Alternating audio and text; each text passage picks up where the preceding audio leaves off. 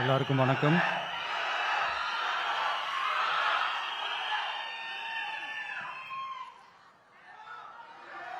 கொஞ்சம் அமைதியாக கேளுங்க.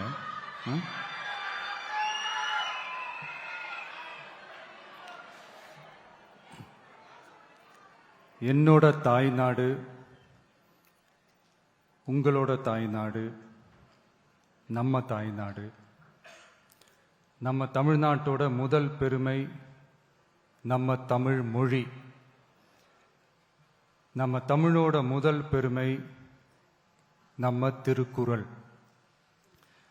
அந்த திருக்குறள் சொன்ன பிறப்புக்கும் எல்லா உயிர்க்கும் அப்படின்றது தான் நம்ம தமிழக வெற்றி கழகத்தோட முக்கிய அடிப்படை கோட்பாடு.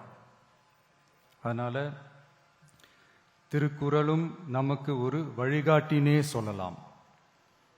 அதனால தான் திருக்குறள் சொன்ன அறம் பொருள் இன்பத்தை அடிப்படையாக வச்சு நம்ம தேர்தல் அறிக்கையோட வாக்குறுதிகள் இருக்கும்.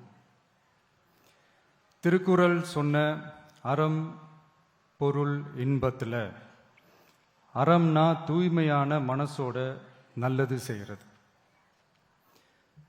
நேர்மைன்னு கூட அர்த்தம் எடுத்துக்கலாம்.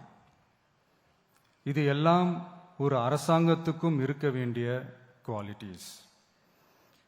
இப்போ பொருள்னு சொன்னா அது தனி மனிதன் தேட வேண்டிய பொருள்னு மட்டும் அர்த்தம் இல்லை.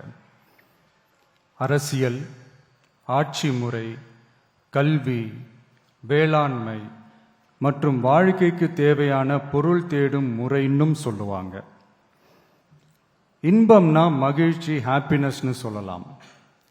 ஆனால் அது எப்படிப்பட்ட இன்பம்? கலங்காத மன உறுதி, அறிவு, தேடல் மற்றும் நேர்மையான உழைப்பு மூலம் வர்றது தான் நிஜமான இன்பம்னு சொல்லலாம். இங்க அறம் பொருள் இன்பம்னு இந்த மூணுக்கும் பின்னாடியும் நல்ல மனசும் உழைப்பும் நேர்மையும் பொதுவாக இருக்கிறது புரிஞ்சுக்கலாம். இது எல்லாமே அரசியலுக்கும் ஆட்சி அதிகாரத்துக்கும் ரொம்ப முக்கியமானது தானே. நேர்மையான நிர்வாகத்தையே ஒரு சித்தாந்தமாக எடுத்துக்கிட்டது தானே நம்ம தமிழக வெற்றி கழகம்.